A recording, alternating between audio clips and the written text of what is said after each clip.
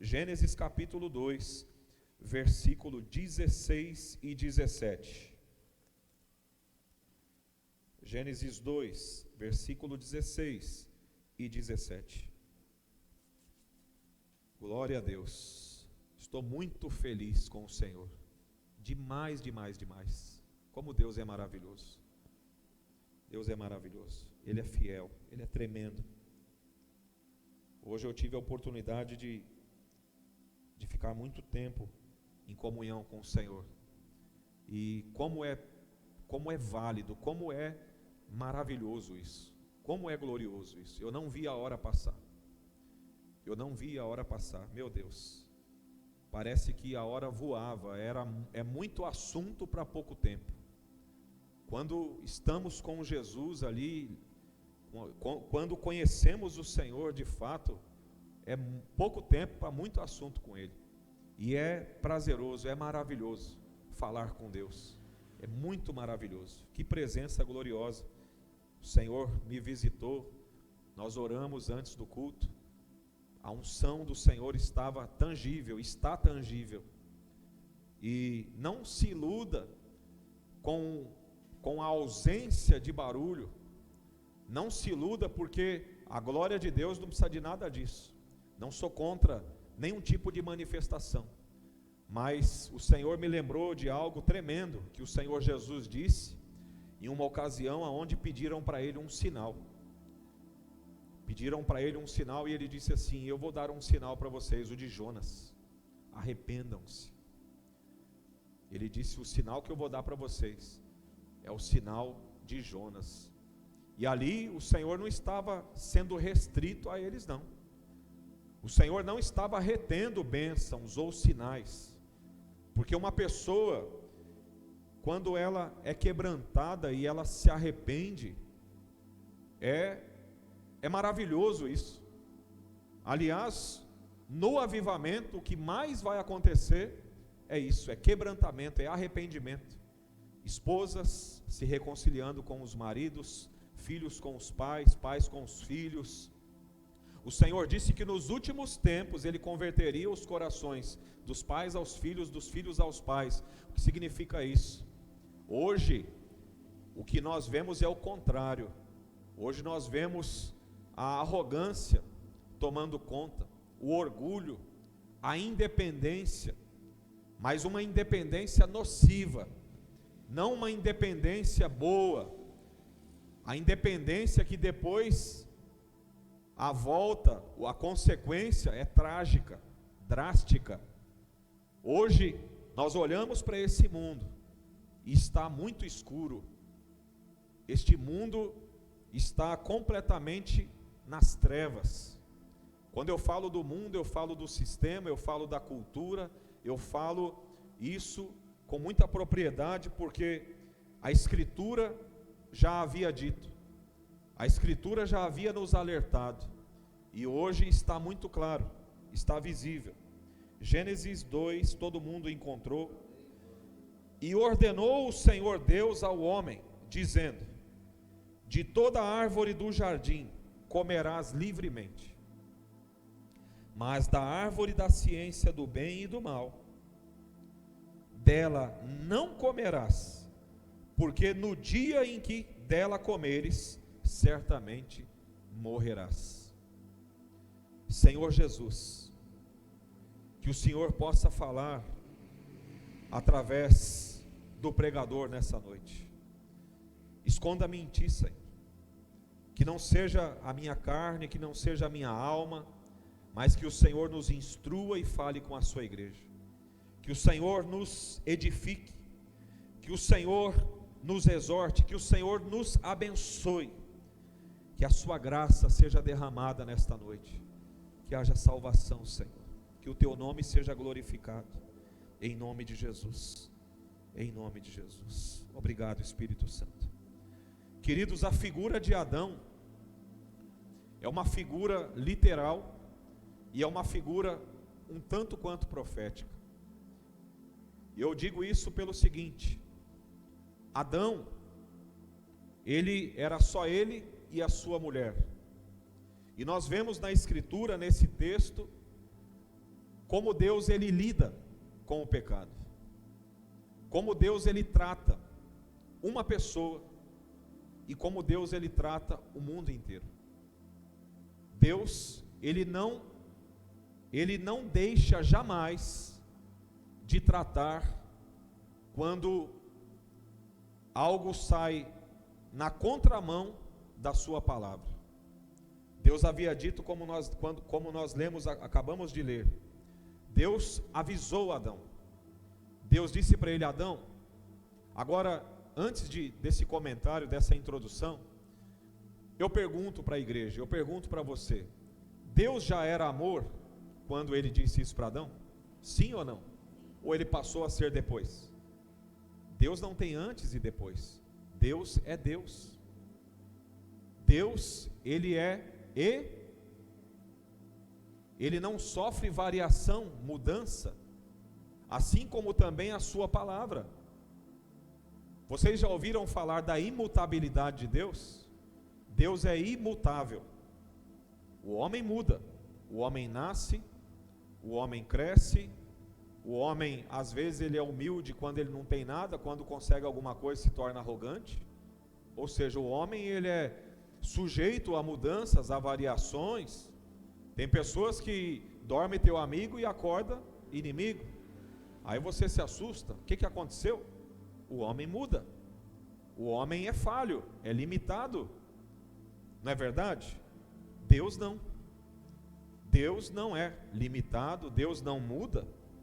E Deus, antes que todas as coisas existissem, Ele já era o amor. E eu quero dar continuação na mensagem da semana passada, aonde nós pregamos uma mensagem com o tema Entendendo o Amor de Deus. E o Espírito Santo continuou durante a semana falando. Enquanto orava, o Espírito Santo falava. Enquanto eu estava em comunhão com o Espírito Santo, ele falava. E entenda a importância de uma mensagem que vem de Deus. A mensagem que vem de Deus, ela pode transformar, ela pode mudar completamente a sua história. Ela pode mudar completamente a sua vida com Deus, o seu cristianismo. Talvez, às vezes tem pessoas que ouvem uma mensagem de confronto, e geralmente uma mensagem de confronto, ela nos faz sentir menos cristãos, e nos mostra pontos a serem melhorados e a serem restaurados, e às vezes a gente se sente quase nada. Às vezes a gente acaba pensando até que há uma necessidade de se converter de novo, e não é, na verdade. Na realidade, Deus ele está te aperfeiçoando. E esse sentimento, esta sensação de que precisamos mudar, de que precisamos, isso é o Espírito Santo de Deus que faz em nós. Amém? Então, nós temos aqui a figura de um homem. E nós temos aqui como Deus lida com este homem quando ele desobedece, quando ele peca contra Deus. Nós temos aqui Deus tratando com um homem. É óbvio que este um homem trouxe consequência para toda a humanidade. Mas Deus quer nos mostrar aqui que Ele trata com cada um e o quanto a sua vida é importante para Deus. Porque às vezes você se inclui em grupos. Tem pessoas que é assim, se a maioria estiver pecando, se a maioria vai atrás da maioria. E nós não podemos nos esquecer que Deus trata com cada um de nós. Talvez tem pessoas aqui que têm um chamado que nem eu tenho. Talvez tem pessoas aqui que Deus tem um plano extraordinário.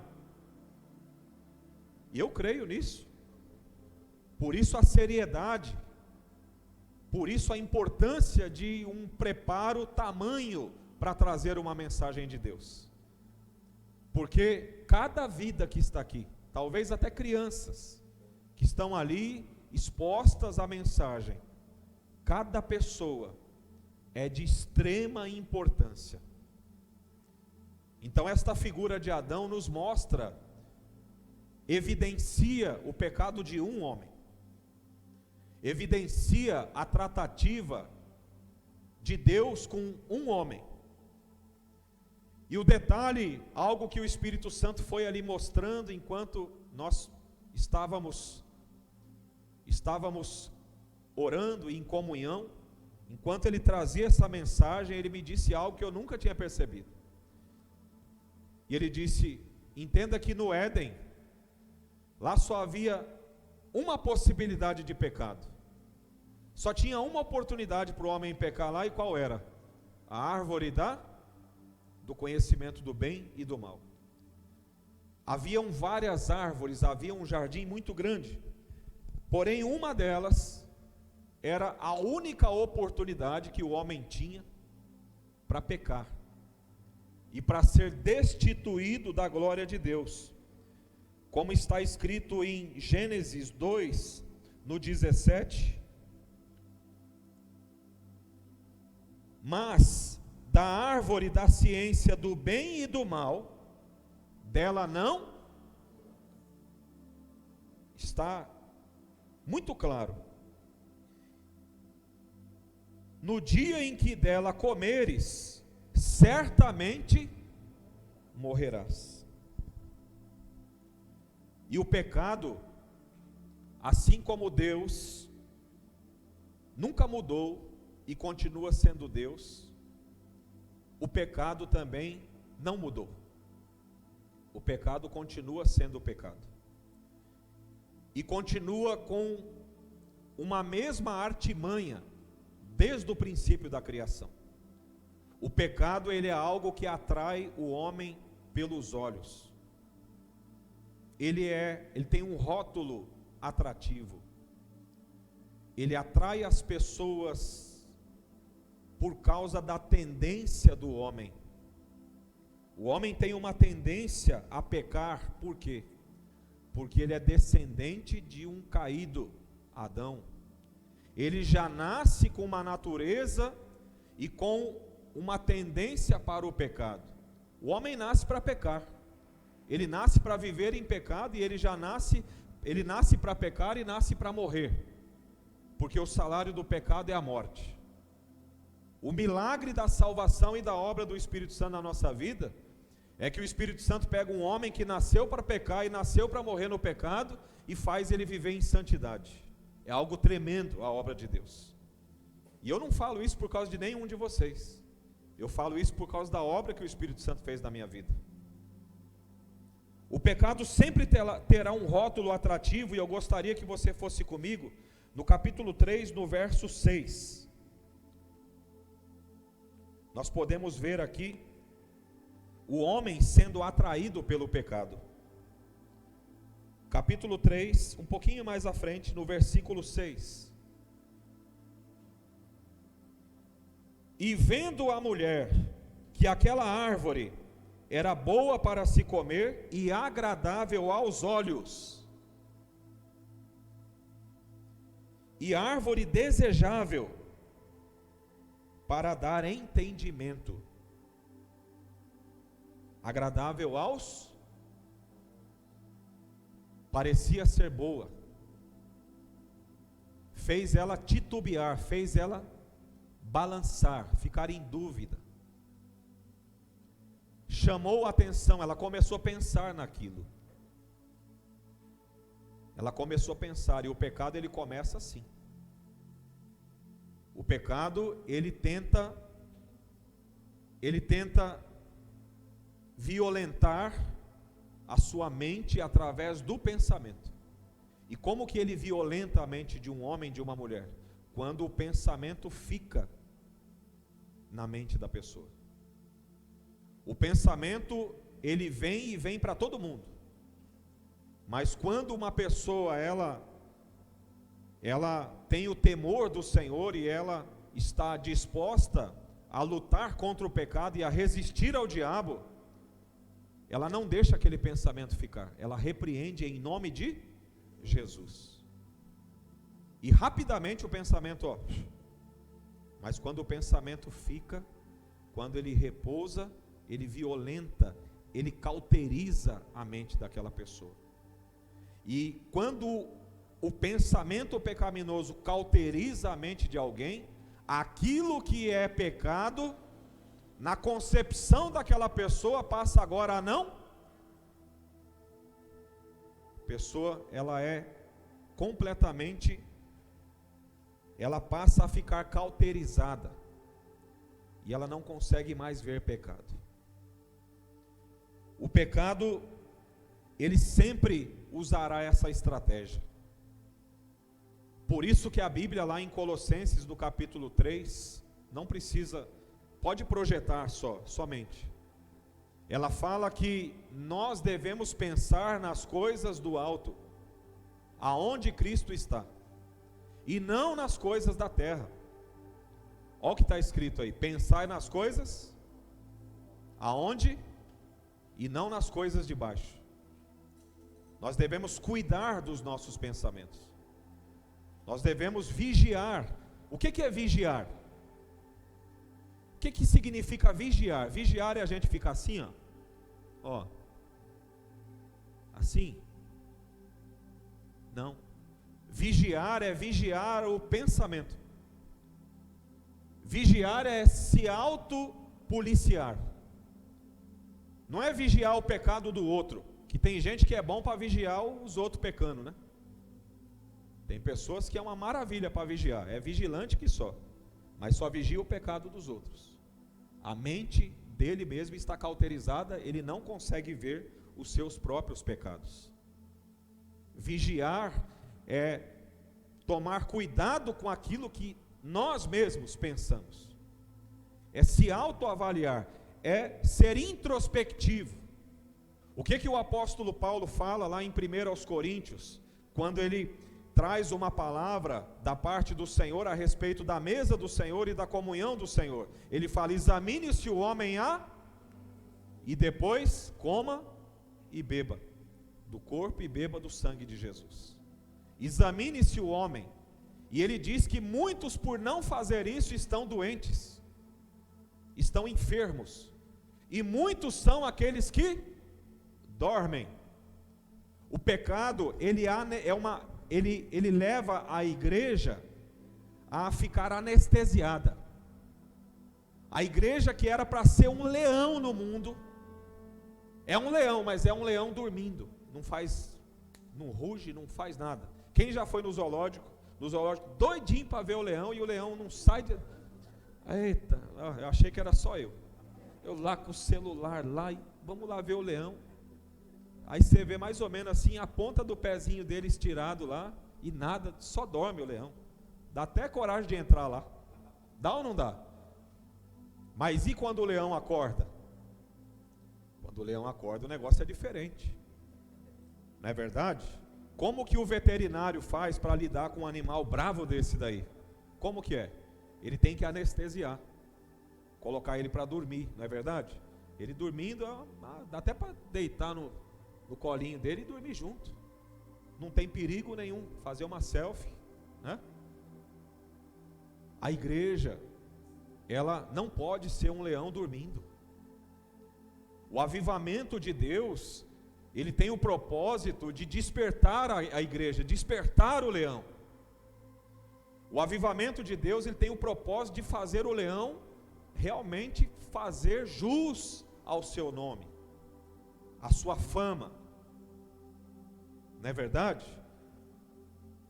E ele é uma figura, né? Nós estamos falando numa linguagem, uma figura de linguagem. Lógico que a igreja são homens e mulheres que devem ser cheios do Espírito Santo. O que é o sono da igreja? É quando a igreja, ela dorme, ela passa, ela fica, ela não demonstra nenhum tipo de perigo para o diabo. É quando o diabo olha de longe e a igreja está dormindo. A igreja geralmente dorme por causa do pecado. Nós chamamos isso de letargia. É um sono, mas é um sono de alguém que anda. Como diz em Apocalipse: tem nome de que vive, mas estás? Nós não podemos aceitar fazer parte desse contexto. E todas as nossas mensagens, tudo que o Espírito Santo tem falado, são mensagens de despertamento. É para a gente levantar, sacudir a poeira e aprender a orar. Pastor, eu não sei orar. Ore para orar. Ninguém sabe orar. Não pense que oração é oratória. Oração não tem nada a ver com oratória. Oração não tem nada a ver com programação e neurolinguística. Oração não tem nada a ver com eloquência. Oração não tem nada a ver com preleção e nem com persuasão. Oração é falar com Deus, é clamar, é agonizar, é gemer diante de Deus, é chorar, é pedir, é ficar em silêncio, é buscar o Senhor, é gritar, é entrar no quarto, fechar a porta e só sair de lá a hora que você for visitado pelo Senhor.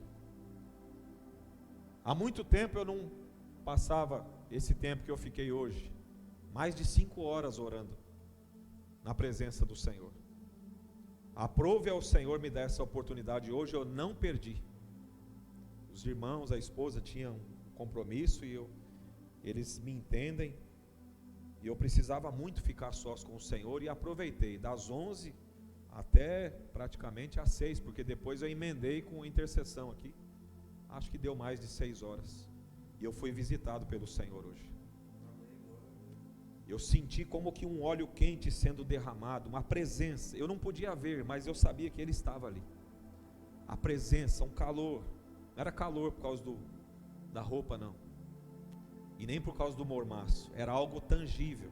Eu fiquei com a cabeça abaixada, enquanto Ele me cobria, enquanto Ele me revestia, e ali eu pedia para Ele: Senhor, desperta a Tua igreja, Senhor, nos ajude, tem misericórdia.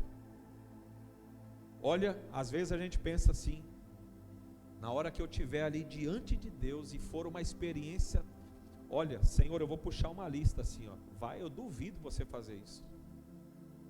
Diante da glória de Deus, eu duvido você fazer isso, porque diante da santidade do Senhor, a primeira coisa que a gente vê é o nosso pecado, e você só sabe pedir misericórdia, adorá-lo também, mas diante do Senhor, da glória dele, a primeira coisa que acontece, você acaba esquecendo das coisas desse mundo, você acaba esquecendo das necessidades e passa a entender que a maior necessidade é estar limpo, é estar pronto para Ele.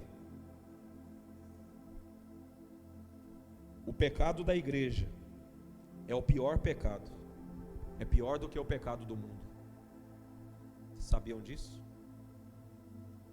Por isso que Deus trata a igreja realmente com muito zelo, porque o pecado dela, ele é pior do que o pecado do mundo.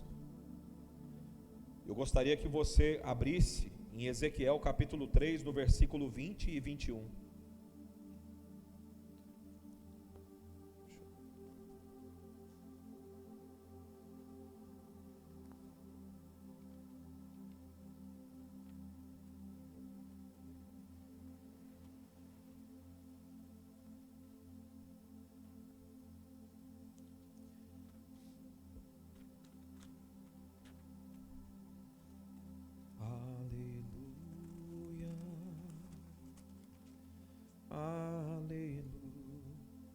Ezequiel 3, 20 e 21.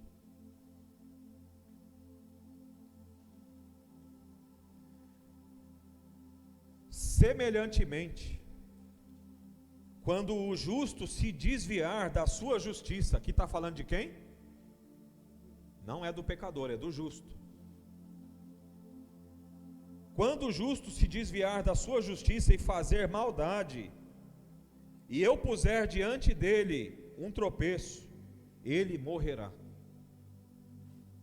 porque não o avisando tu no seu pecado morrerá, e suas justiças que praticara não virão em memória, mas o seu sangue da tua mão o requererei. Essa palavra é para quem é justo e se desvia, e essa palavra é para quem não prega contra o pecado, para fazer o pecador se arrepender. Pastor, mas isso é Antigo Testamento. Lá em Tiago, ele vai falar que aquele que faz alguém que está em pecado se converter, ele salva uma alma e cobre multidões de pecado. Está lá no Novo Testamento. Aliás, são muitas palavras, porque a palavra de Deus não se contradiz. O pecado é algo terrível, brutal, extremamente ofensivo diante de Deus. É algo que jamais poderá passar desapercebido ou sem que haja consequência. Quem está entendendo a palavra? Eu gostaria que você fosse em Gálatas, no capítulo 2, no versículo 16. Gálatas 2:16. Obrigado, Espírito Santo. Gálatas 2:16, 17, 18 e 19. Eu dou umas voltas lá pelo Antigo Testamento, mas rapidamente a gente já pega ali o Evangelho. Já vamos para a cruz. Quem quiser ter vida, deve ir para a cruz, amém? Quem quiser um encontro com Jesus, tem que ir para a cruz. Pastor, mas Jesus está lá? Não, a cruz está vazia, mas a mensagem está viva, amém? A cruz está vazia, o túmulo também está vazio. O túmulo vazio ecoou a mensagem mais poderosa de toda a história, de todos os tempos. Gálatas 2, eu falei capítulo 2, né? Versículo 16 em diante. Então vamos lá. Sabendo que o homem não é justificado pelas obras da lei, mas pela fé em Jesus Cristo, temos também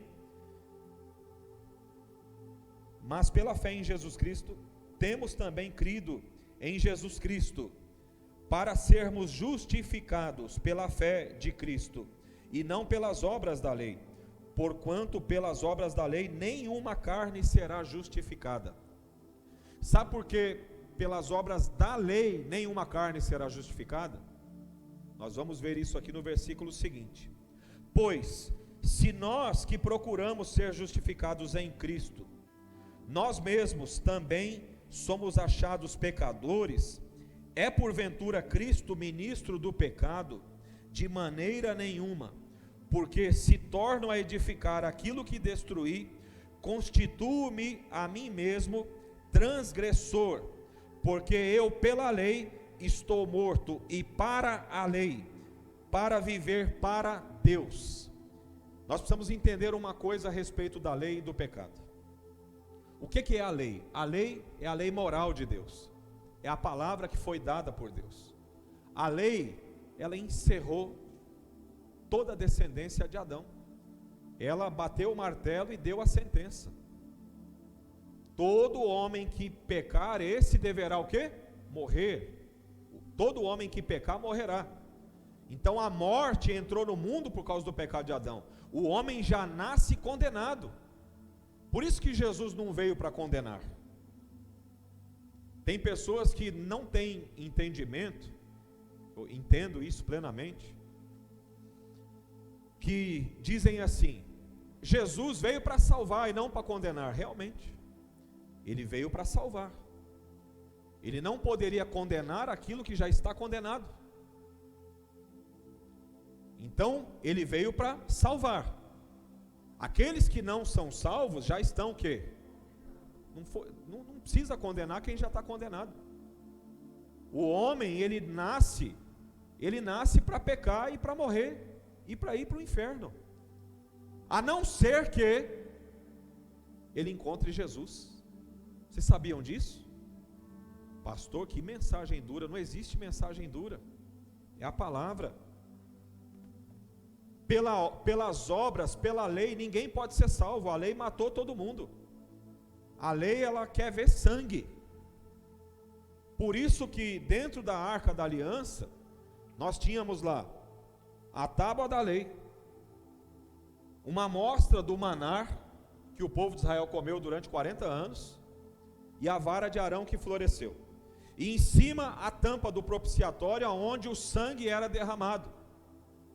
Aquele sangue deveria escorrer e era como se ele deveria ser visto, a lei estava ali para ver o sangue sendo derramado. A lei, ela só poderia ser satisfeita uma vez que tivesse sacrifício de sangue. O sangue derramado significa o que? Morte. Por isso que Jesus veio e o seu sangue foi vertido na cruz. A lei, enquanto Jesus vertia o sangue na cruz, a lei olhava para aquele sangue vertendo. Esse sangue verte até hoje. Por isso que todo pecador, se ele se arrepender, ele é purificado, ele é salvo, por causa do sangue de Jesus. A lei pedia isso, não havia outra saída, a não ser a morte. Deus, ele teve que punir o pecado. Deus, ele teve que aniquilar o pecado, ele teve que destruir o pecado. Ele teve que punir também o pecador. Porque se um homem insiste no pecado, nós precisamos entender uma coisa muito importante e severa. Não é o pecado que vai ser punido, é o pecador. Se o homem não se arrepender, se ele rejeitar a salvação, ele terá que pagar pelos seus pecados. Porém, não há como pagar. Não há como. Ninguém pode se auto-justificar diante de Deus. Então tá bom, Senhor, quanto que é? Então tá, vou assinar aqui, vou pagar aqui, vou fazer algo, eu vou dar cesta básica para o mundo inteiro. Senhor, eu vou ficar 20 anos da minha vida. Ninguém tem condições de pagar pelo pecado. Ninguém. Não há um justo sequer. É eu que estou dizendo isso? A palavra diz. Deus olhou do céu, Ele olhou e não viu, não havia um justo sequer. Não havia ninguém que fizesse o bem, não havia ninguém que o buscasse. Todos pecaram. E aqui o apóstolo Paulo está dizendo que, no versículo 17, se nós que procuramos ser justificados em Cristo, ou seja, por intermédio do sangue de Jesus, também formos achados pecadores, é porventura Cristo ministro do pecado? Como que nós podemos lançar um fundamento de que pecado não tem nada a ver, se Jesus morreu por causa disso? Como que nós podemos edificar algo que Deus destruiu? Como que nós podemos fazer algo que Deus já desfez? Nos nossos dias, existem muitos que se desviaram e passaram a tolerar o pecado. Nós estamos vivendo dias maus. Muitos têm perdido a batalha contra o pecado. O pecado tem entrado na vida de muitas pessoas. Pecados morais, como por exemplo, prostituição, adultério, paixões da carne, vícios, bebedeiras, pecados de idolatria e outros mais. Posso falar de muitos aqui: homossexualismo, lesbianismo. Nós amamos as pessoas, como eu disse lá no comecinho. Amamos aquela pessoa que é homossexual, que é lésbica. Nós amamos aquela pessoa. Mas nós não podemos concordar com aquilo que Deus destruiu. E nós fomos levantados para pregar a verdade. Amém, queridos? Nós fomos chamados e, se preciso, eu particularmente fui chamado para anunciar arrependimento. O Senhor me deu uma visão há mais ou menos antes da pandemia. A pandemia começou em 19, né? a final de 19, né? Então, se não me falha a memória, final de 19, o Senhor me deu uma visão, antes de começar a pandemia, e eu via muitas pessoas chorando, um caos tomando conta da terra. Acho que eu tive, se eu não me engano, eu tive essa, e tive mais uma outra, acho que durante todo esse tempo, que eu me lembro agora bem mesmo, eu tive duas visões. Uma foi de uma grande guerra, eu vi explosões.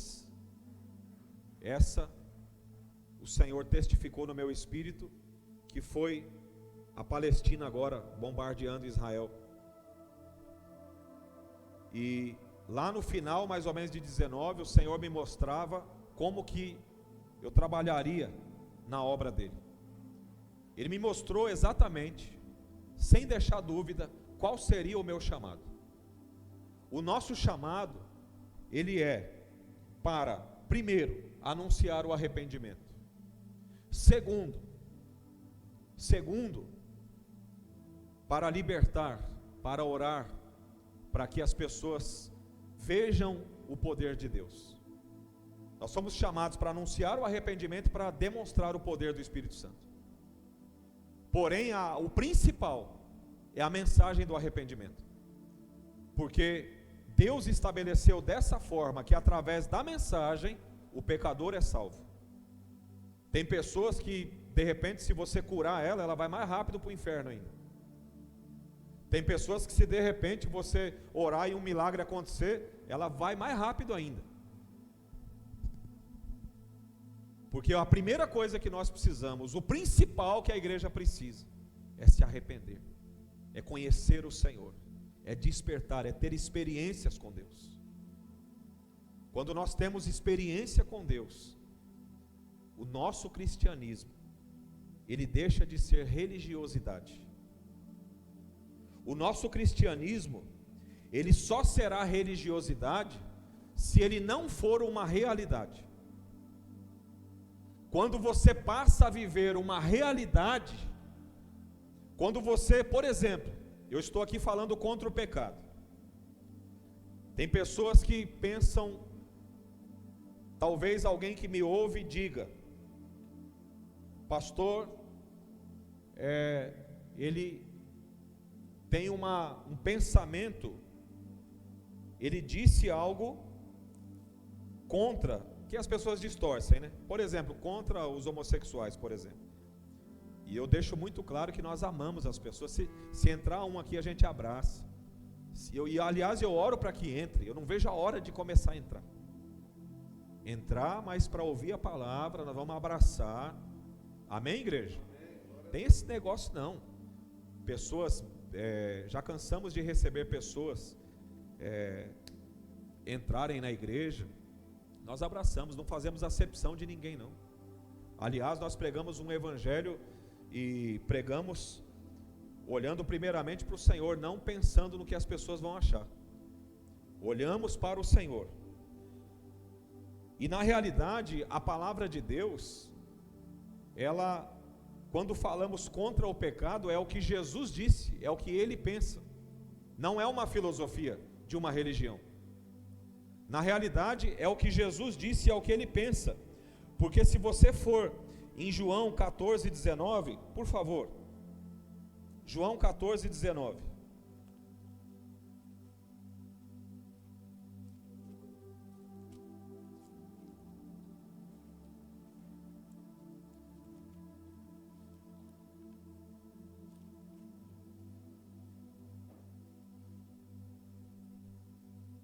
Oh, aleluia, Senhor.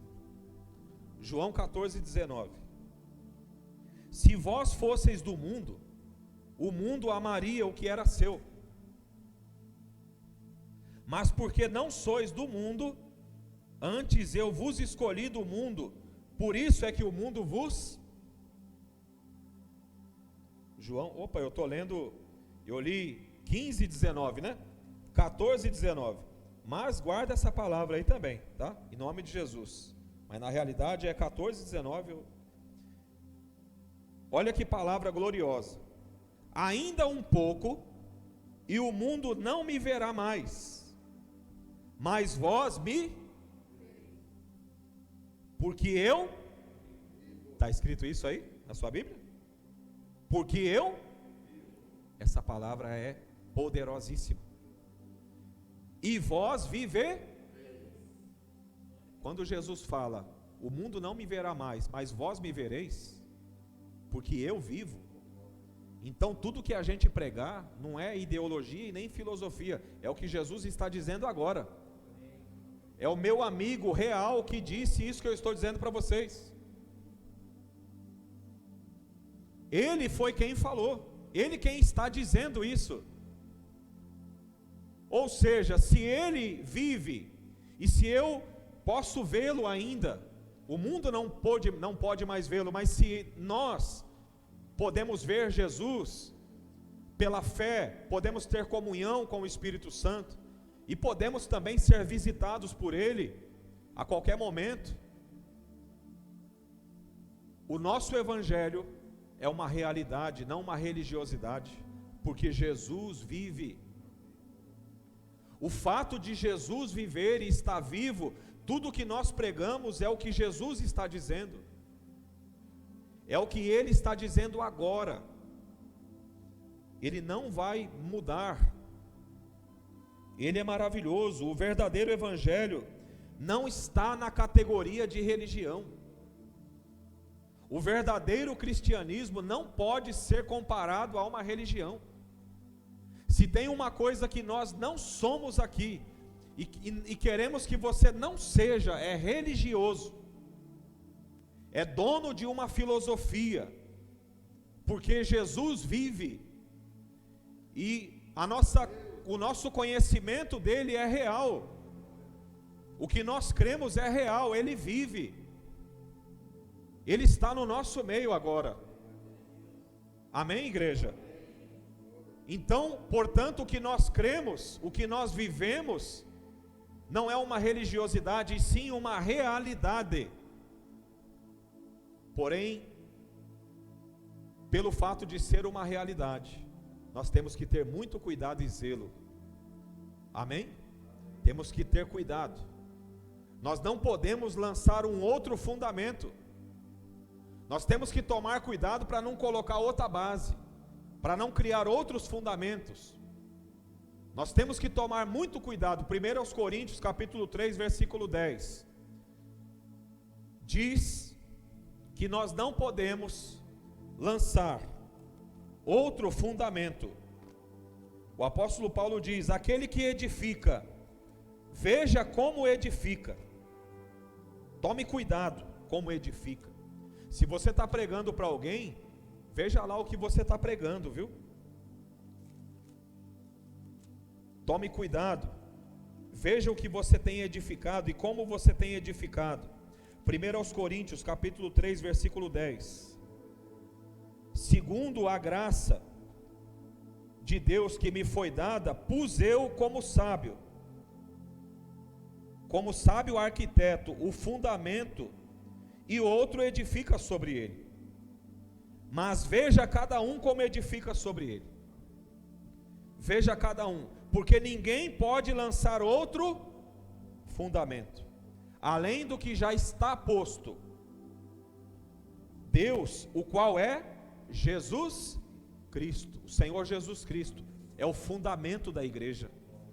Ele morreu pelos nossos pecados. O Senhor Jesus nunca será ministro do pecado. O pecado foi aniquilado na cruz. O Senhor Jesus agora, Ele derrama sobre aqueles que creem o seu Espírito, para que esses, cheios do Espírito Santo, andem em novidade de vida, andem e vivam em santidade. É aquilo que eu disse e vou repetir de novo. O maior milagre que Deus faz na vida da gente, um dos maiores, é fazer um homem que nasceu para pecar, andar em santidade. É fazer alguém nasceu com uma tendência ruim, porque o homem ele já nasce carregando essa herança. Não precisa ir muito longe não, coloca duas crianças de 2 anos para brincar, para você ver o que acontece. Fica de longe olhando. Aí a gente pensa assim, meu Deus, como que pode, com essa idade, descer a mão no pé da orelha do outro, coitadinho? É a natureza, meus queridos. Como que pode? Como que explica isso? Como que explica uma criança inocente mentir? Uns tempos atrás, eu vi um testemunho da esposa do pastor Luciano Subirá, que é discipulador do nosso pastor, que é o pastor Hernani Santos, e ela contou o testemunho do filho deles, do Israel, quando ele era pequeno. Ela na igreja, ele tinha batido numa criança, e ele veio chorando como se ele fosse a vítima. Ela ficou muito brava. Aí ela falou: filho, você bateu no menino? Mãe, ele me bateu. Filho, você está mentindo. E ali ela falou: Senhor amado, como que pode uma criança desse tamanho mentindo, dissimulado, se fazendo de vítima? É a natureza. Ai de nós se não for o Espírito Santo. Pastor, o que eu faço para mudar? Pastor, eu tento e não consigo. Pastor, eu quero mudar, eu tenho um desejo, eu tenho um anseio, eu tenho uma expectativa, eu quero uma experiência, eu quero ser diferente. O que eu faço? Você precisa do Espírito Santo. O Espírito Santo, ele não vem porque você merece, ele vem porque você precisa.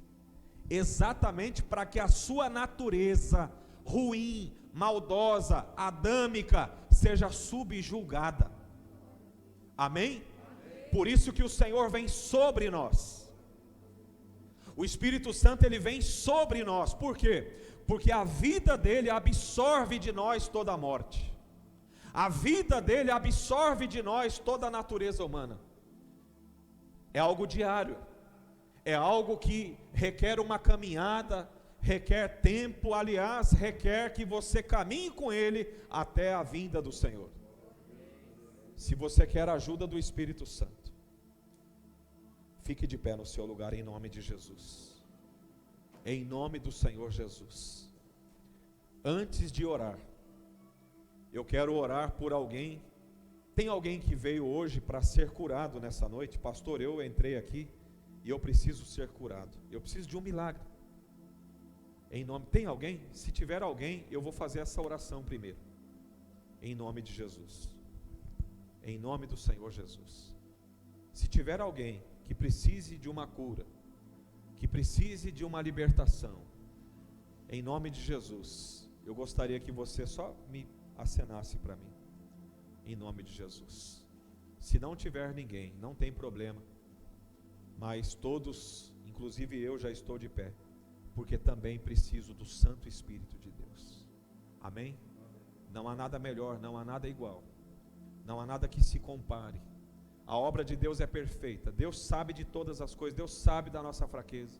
Deus sabe a herança que nós carregamos. Deus sabe o que a gente vai ter que viver nessa terra. Deus sabe de tudo. Por isso Ele enviou o Espírito Santo, o Espírito da verdade. O mundo não pode receber, mas a igreja, ela precisa do Espírito Santo. Ele veio para a igreja, ele veio para os filhos. O Espírito Santo só pode ser dado para filhos, ele não pode ser dado para quem não é filho. Gálatas 6, capítulo 4, versículo 6: e porque sois filhos, Deus enviou o Espírito de seu Filho em vossos corações, o qual vos faz chamar Abba, Pai. Nós pregamos isso também semana passada. Amém?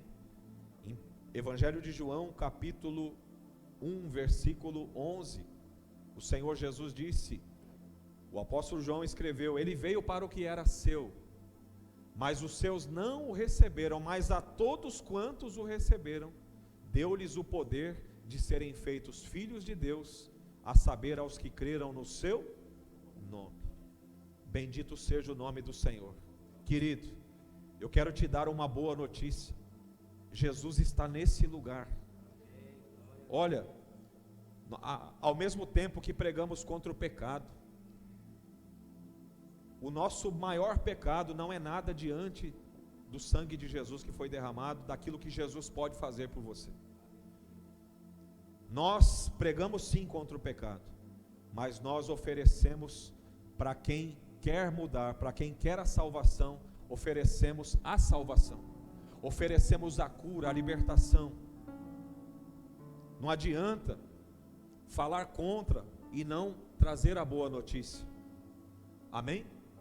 O Senhor, Ele realmente, a pregação do Evangelho verdadeiro, ela ofende a mente do pecador, porque Deus, Ele quer ganhar o nosso coração. A intenção da pregação genuína é ofender a mente para alcançar o coração, porque essa palavra não nasceu na minha mente, ela nasceu no quarto de oração. Essa palavra veio do Espírito, que eu não sou uma pessoa muito letrada assim. Se há algo de bom na nossa vida, é o Espírito Santo. Se há algo de bom, se há algo que reluz, pode ter certeza que é o Espírito Santo. É a obra da cruz, é a obra do Espírito. Aqui nós não somos nada não. Nós somos homens e mulheres de Deus, amamos a sua vida e queremos que você conheça o Senhor. Queremos que você vá morar no céu com Ele. Amém, queridos? Em nome de Jesus, ô Espírito Santo, feche os seus olhos, coloque as mãos no seu coração. Em nome de Jesus. Tem um louvor que diz assim: não há nada igual, não há nada melhor a se comparar. Vamos clamar pelo Espírito Santo nessa noite, em nome de Jesus. Aleluias, Espírito Santo. Pai, eu entrego essa igreja nas suas mãos, Senhor, sobre esta palavra. Agora eu entrego este povo, esta igreja amada nas suas mãos. Este que se levantou porque reconhece que precisa do Senhor, assim como eu. Começa a agir agora, Senhor, no meio da tua igreja.